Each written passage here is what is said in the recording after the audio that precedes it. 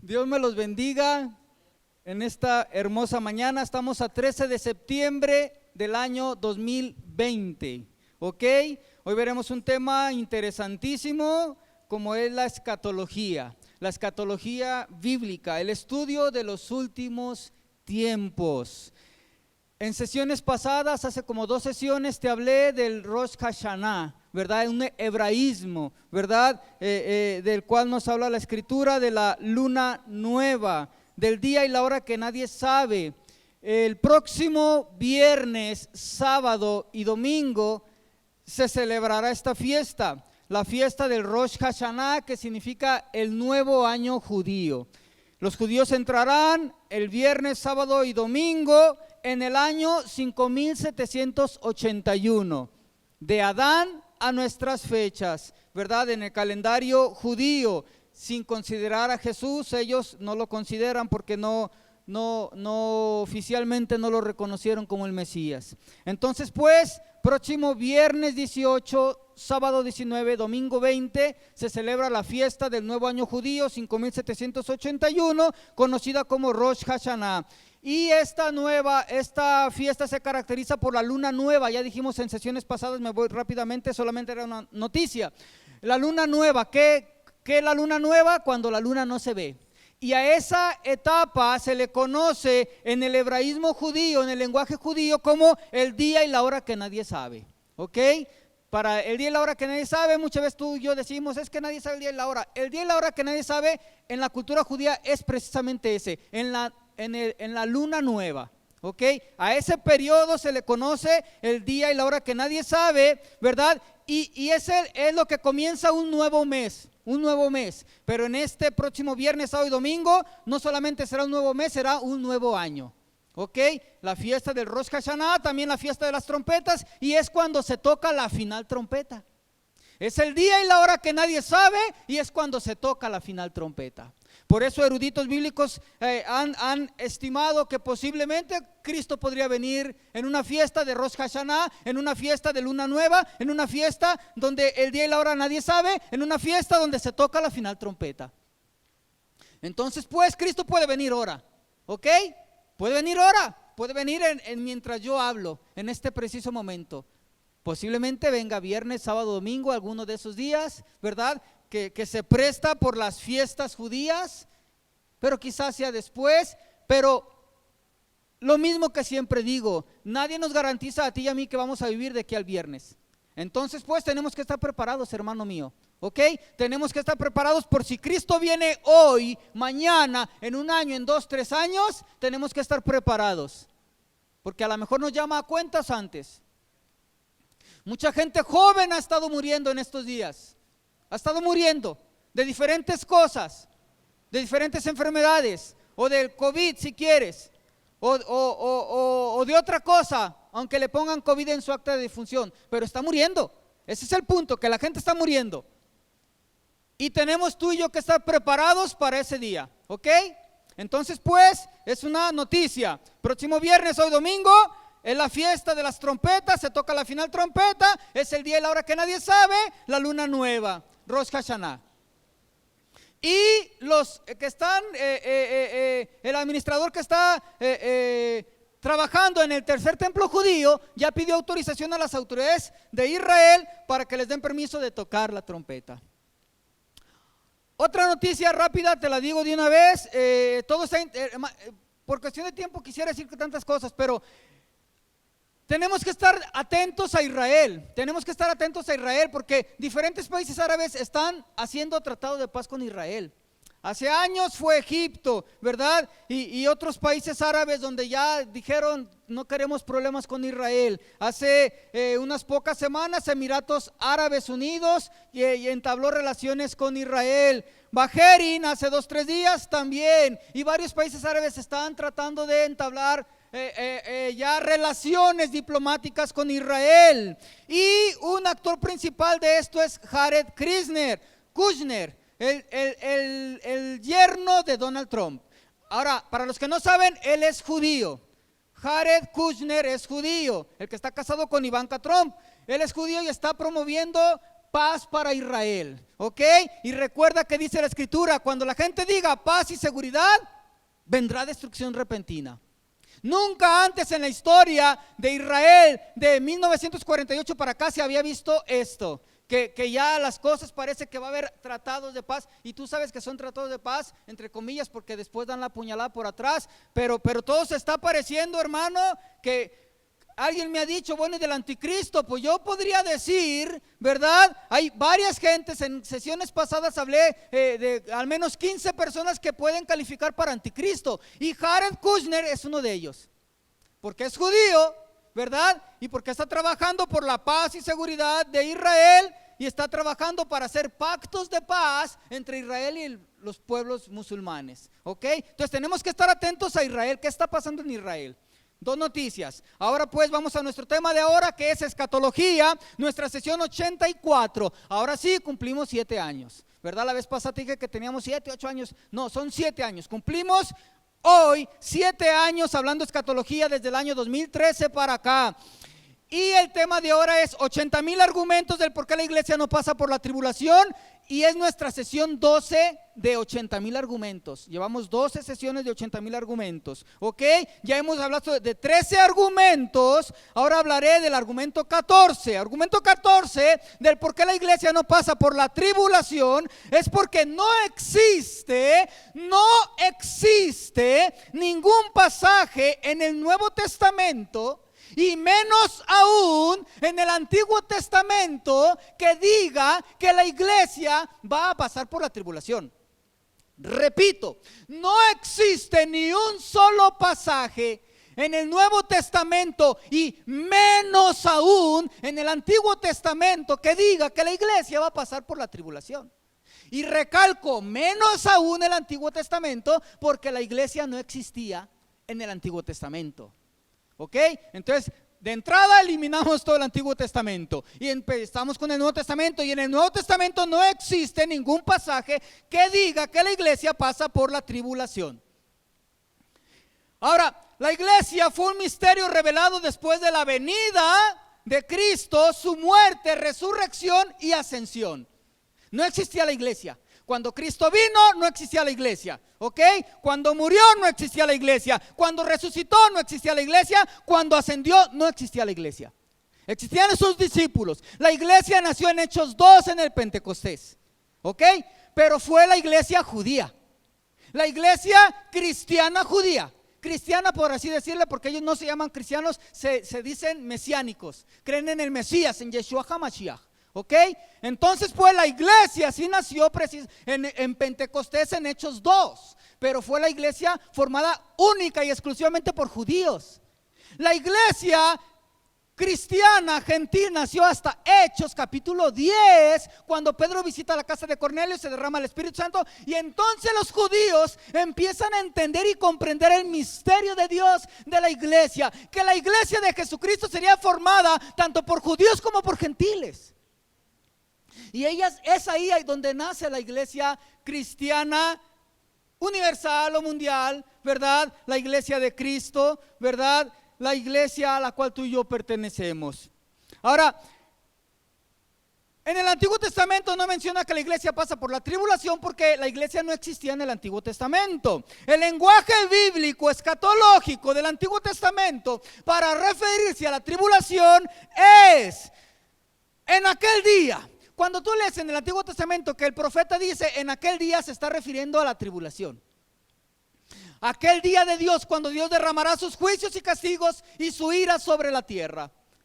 Entonces pues en el lenguaje escatológico judío, para hablar de la tribulación en el Antiguo Testamento era en aquel día, en aquellos días. El día del Señor grande y terrible, el día de la ira, el día de la indignación, el día de angustia, el día de zozobra, el día de dolor, etcétera, etcétera, etcétera, etcétera. Y siempre se relaciona con el pueblo de Israel, nunca con la iglesia, porque la iglesia no existía. ¿Ok? Entonces pues en el Antiguo Testamento no dice que la iglesia pasa por la tribulación, y en el Nuevo Testamento tampoco dice que la iglesia pasa por la tribulación. Argumento 15 del por qué la iglesia no atravesará por la tribulación es porque el libro mismo de Apocalipsis excluye a la iglesia de la tribulación.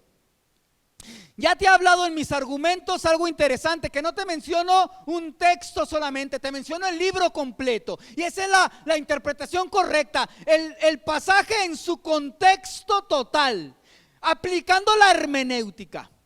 Y no voy a atacar a los que dicen que vamos a atravesar por la tribulación. El que quiera pasar por la tribulación, muy su gusto. Que Dios le bendiga. Aquí en la tierra, ¿cuántos han tenido problemas? ¿Y cuántos han chillado por sus problemas? Chillas por tus problemas aquí en la tierra. Imagínate lo que va a pasar en la tribulación. Aquí ahorita tú y yo tenemos problemas, angustias, dificultades, adversidades. El mundo está contra nosotros, el diablo está contra nosotros, los demonios están contra nosotros y muchos gobiernos están contra nosotros. Pero Dios está con nosotros. En la tribulación, la gente estará contra el que se quede. El mundo estará contra el que se quede, los gobiernos estarán contra el que se quede, el anticristo estará contra el que se quede, los demonios estarán contra el que se quede, el diablo estará contra el que se quede y Dios estará contra el que se quede. Nadie les va a ayudar. A mí me sorprende, mira, te lo digo así sencillo, no me gusta hablar porque luego parece que ataco, no. Pero quien dice que la iglesia atraviesa por la tribulación, debería de estudiar primero qué es la tribulación. La tribulación es lo peor de lo peor de lo peor que el ser humano puede imaginar. Es lo peor de lo peor. El juicio de Dios, la ira de Dios sobre la tierra. Desde que se abre el primer sello, aparece el anticristo, de ahí ya empezamos mal. Es lo peor. Dios no nos va a exponer a eso. Argumento 15 del por qué la iglesia, te dije, yo hablo por libros completos. Primera Tesalonicenses dice que la iglesia no pasa la tribulación. Segunda Tesalonicenses, la iglesia no pasa por la tribulación. Primera de Pedro, la iglesia no pasa por la tribulación. Todo el libro de Romanos, la iglesia no pasa por la tribulación. Daniel no pasa por la tribulación, Antiguo Testamento. Apocalipsis, todo el libro, la iglesia no pasa por libros, mi hermano. Entonces, pues, argumento 15, tengo el libro de Apocalipsis. Y lo veré poquitos minutos, rapidísimo. Ok, no existe un solo pasaje en el libro de Apocalipsis que mencione a la iglesia en la tribulación. La tribulación en Apocalipsis empieza en el capítulo 6, verso 1 y termina en el 19, verso 1. Si del 6 al 18 tú ves a la iglesia ahí, pues estamos en la tribulación, pero no vas a encontrar nada. Todo lo que habla del 6 al 18 se refiere a Israel. Clarito lo dice Apocalipsis.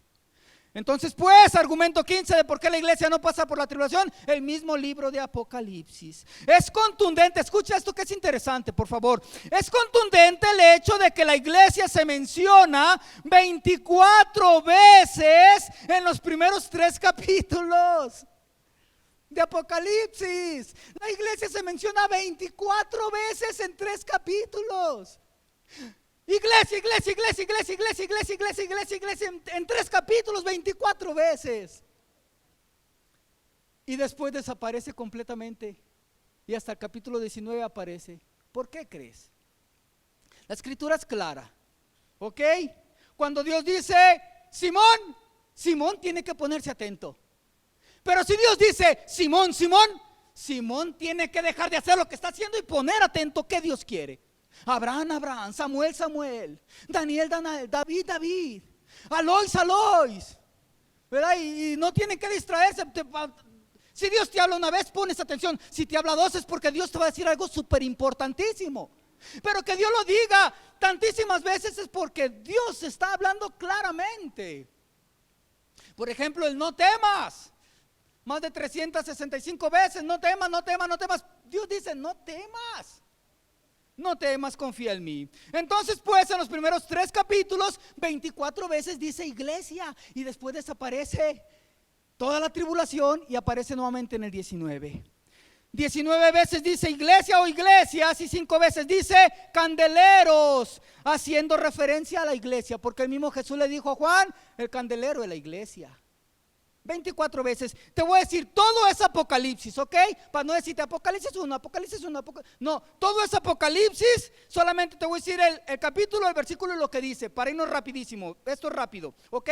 Número 1, de las 24 veces, 1, Apocalipsis 1:4 dice 7 iglesias, 1:11, 7 iglesias, 1:20, 7 iglesias, 1:20, 7 iglesias, 2:1 la iglesia, 2:7 las iglesias, 2:8 la iglesia, 2:11 las iglesias, 2:12 la iglesia, 2:17 las iglesias, 2:18 la iglesia, 2:23 todas las iglesias, 2:29 las iglesias, 3:1 la iglesia, 3:6 las iglesias, 3:7 la iglesia, 3:13 las iglesias, 3:14 la iglesia, 3:22 las iglesias, 1:12 7 candeleros, 1:13 7 candeleros, 1:20 7 candeleros, 1:20 7 candeleros, 2:5 candelero.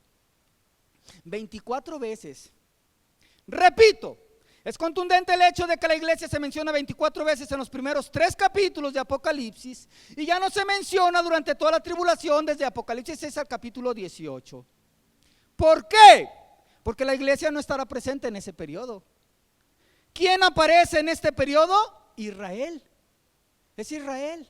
Tú recordarás que dice la escritura, por ejemplo, que dice no dañes nada hasta que sellen a los escogidos de Dios. 144,000 judíos, 12,000 de cada tribu, 12,000 de Aser, 12,000 de Manasés, 12,000 de Judá, 12,000 de Isaacar, 12,000 de Gad, 12,000 de judíos. Judíos. Porque luego hay por ahí cada gente tan rara que saca que los 144,000 son no sé quién. La escritura es clara. Tenemos que con hermenéutica, o sea, es claro el lenguaje, ¿ok? Los judíos, quien aparece en la tribulación son los judíos y es su semana 70, que dice Daniel 9:27, Daniel 12:1, Mateo 24.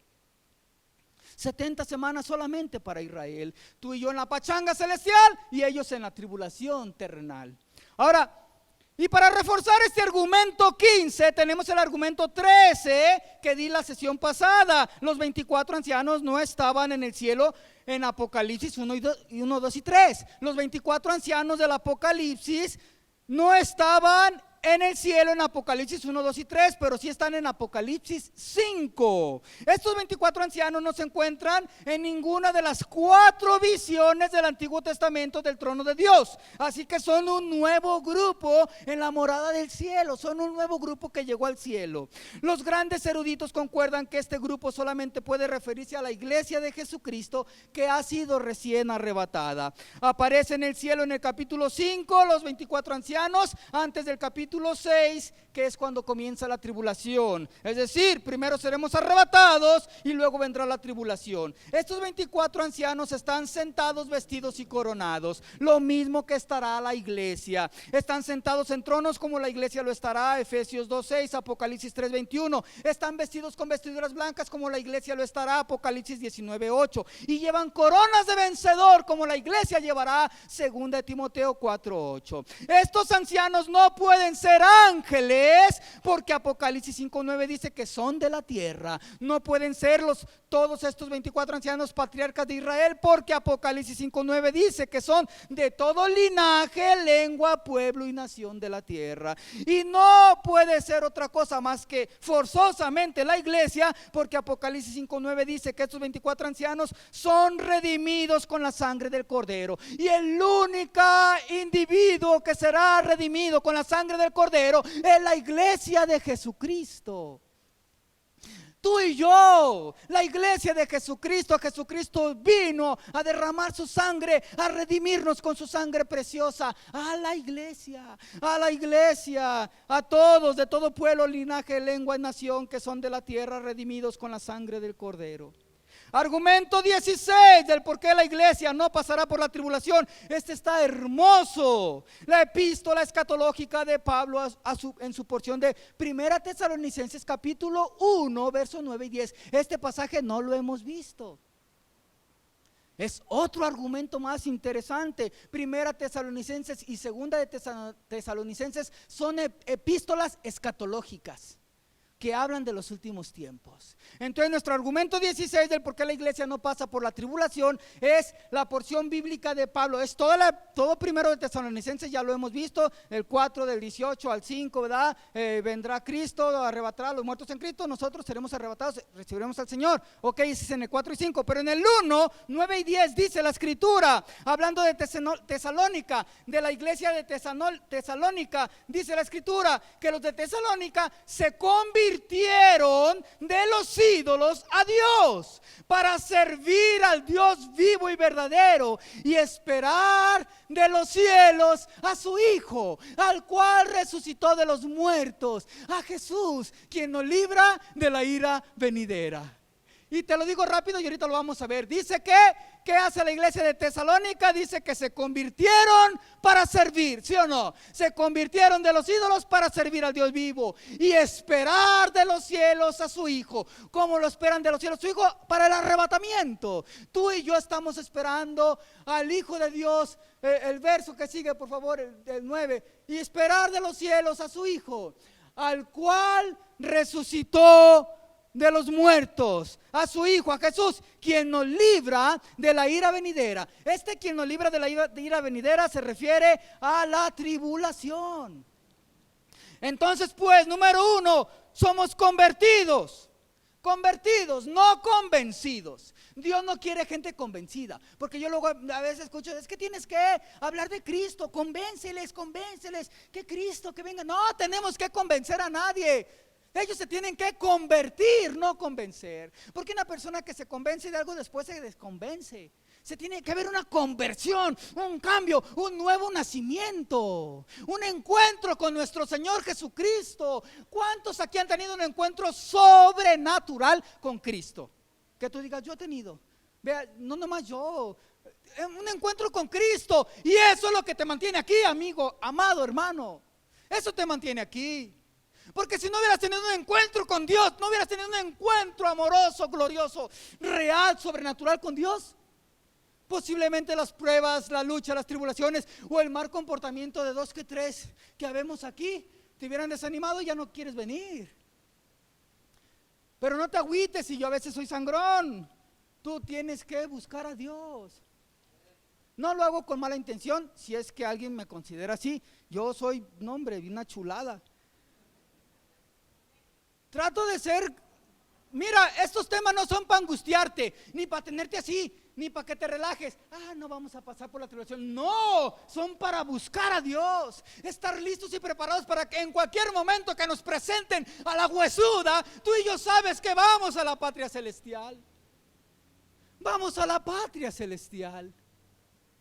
Sea que Cristo venga antes o que nos llame a cuentas o que algún tarado nos mande con el Señor. Entonces, pues, ve qué hermosa porción bíblica. Se convirtieron de los ídolos a Dios. Lo primero que tenemos que hacer es convertirnos, es decir, nacer de nuevo, renacidos para una esperanza viva. La sesión pasada, hace 15 días, hablé de una esperanza viva. Si puedes, luego consigue ese tema. A mí me bendijo grandemente. Somos renacidos para una esperanza viva porque Jesucristo resucitó. Tenemos una esperanza viva porque tenemos un Cristo vivo. Número 2, servir a Dios. Se convirtieron. ¿Para qué se convirtieron? Para servir. Tú y yo nos convertimos a Dios para servir, no para no hacer nada. El cristiano que tiene un encuentro con Jesucristo tiene que hacer algo. Tiene que hacer algo, tiene que activarse. El encuentro que tienes con Jesucristo debe ser tal que te motive, que te impulse a hablarles a otros de Cristo. Hablar de Cristo. Se convirtieron de los ídolos para servir. ¿A quién iban a servir?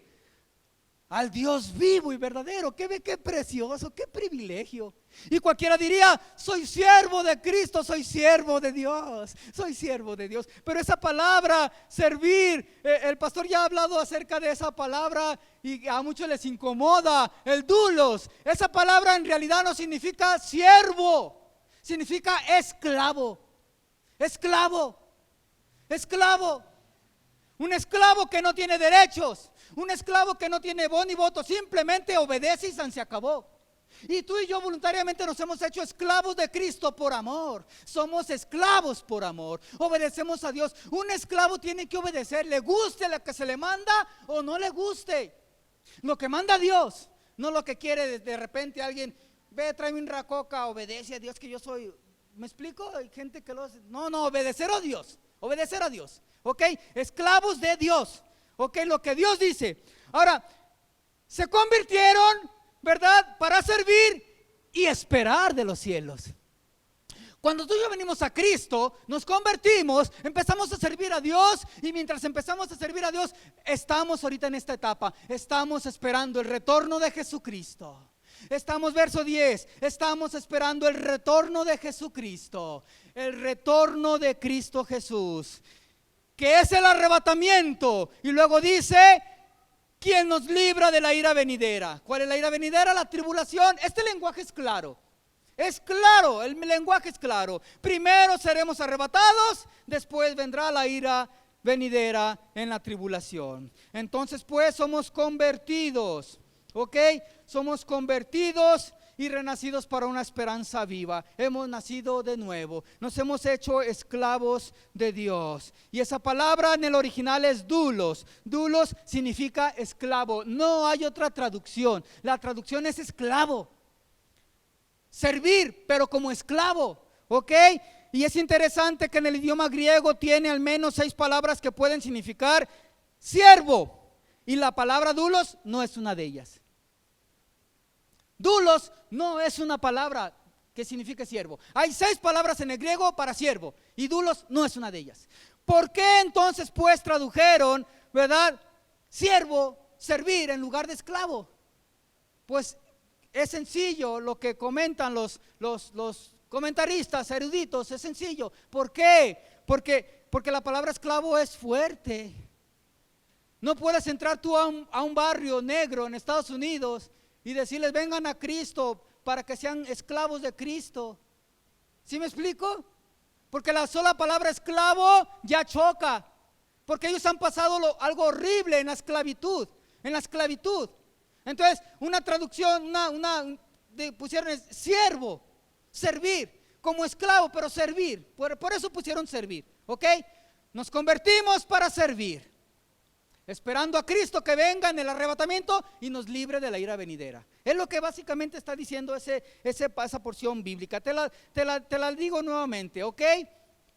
Pablo enseñó a los tesalonicenses que vamos a leer 9 y 10, por favor, me pones el 9 y luego el 10 rapidísimo. Vamos a leerlo rapidísimo y luego te lo vuelvo a decir. Dice que fuimos convertidos, te lo leo, fuimos convertidos, ok, dice que fuimos convertidos, ok, para servir al Dios vivo y esperar de los cielos a Jesucristo que nos libra de la ira venidera. Entonces pues Pablo enseñó a la iglesia de Tesalónica que fuimos salvos para servir a Dios mientras esperamos el retorno de Cristo por nosotros en el arrebatamiento para ser librados de la tribulación.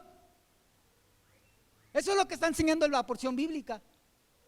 Fuimos salvos para servir mientras esperamos el retorno de Jesucristo en el arrebatamiento que nos libra de la ira venidera. Antes éramos esclavos de Satanás, hoy somos esclavos de Dios, somos esclavos de Cristo, simplemente cambiamos de amo, seguimos siendo esclavos. Primero, nos convertimos a Dios. Segundo, somos siervos, esclavos por amor, vivimos para servirle.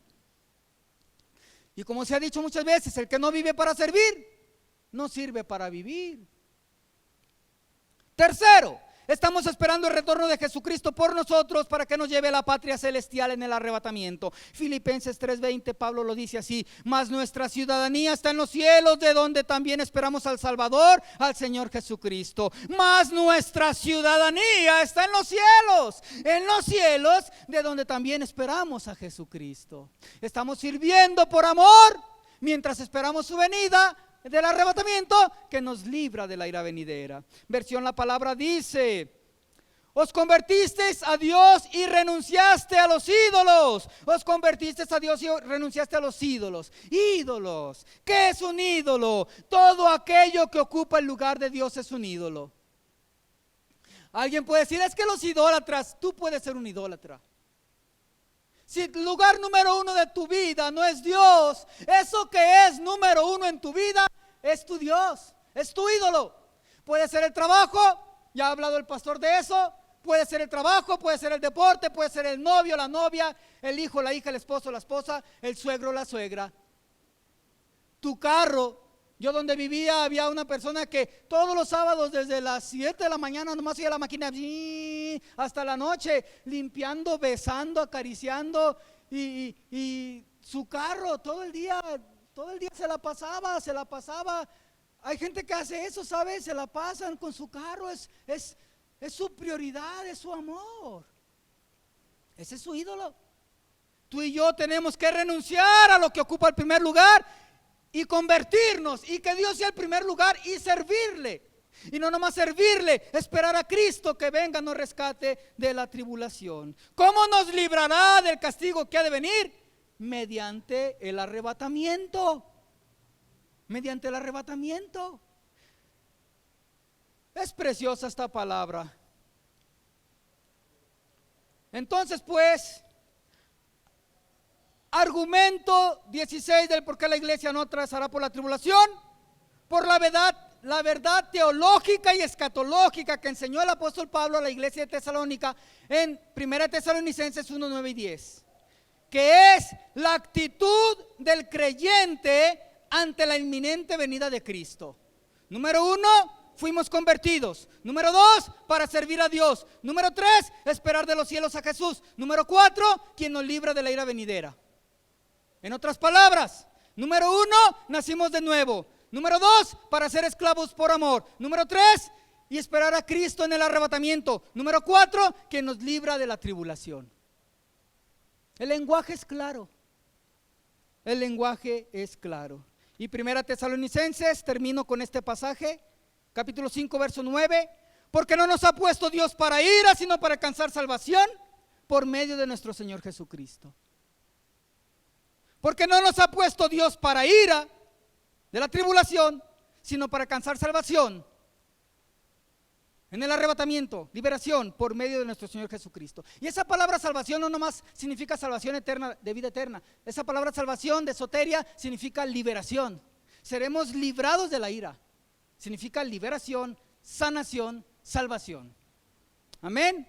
Entonces pues, amado hermano, termino ya solamente con un pensamiento. Cristo viene. Y mi tema no es para que nos relajemos de que bueno, si no voy a pasar por la tribulación, ¿para qué me apura? No. Lo que sucede es que Cristo viene antes que el anticristo y todo está preparado para que aparezca el anticristo. Y ya te lo dije en la noticia, posiblemente el anticristo ya está entre nosotros. Posiblemente ya está entre nosotros. En cualquier momento se puede manifestar el anticristo, pero Cristo viene antes. Es la premura del tema que tenemos que estar preparados. La conclusión siempre será la misma. Conclusión: tenemos que estar preparados. Tenemos que portarnos bien. Tenemos que alinearnos a Dios. Tenemos que dejar de jugar a la iglesita. Tenemos que convertirnos a Dios. Tenemos que servir a Dios. Tenemos que esperar a Cristo, quien nos ha prometido que nos va a librar de la ira venidera, de la tribulación. Dios me lo bendiga. Dios los bendiga.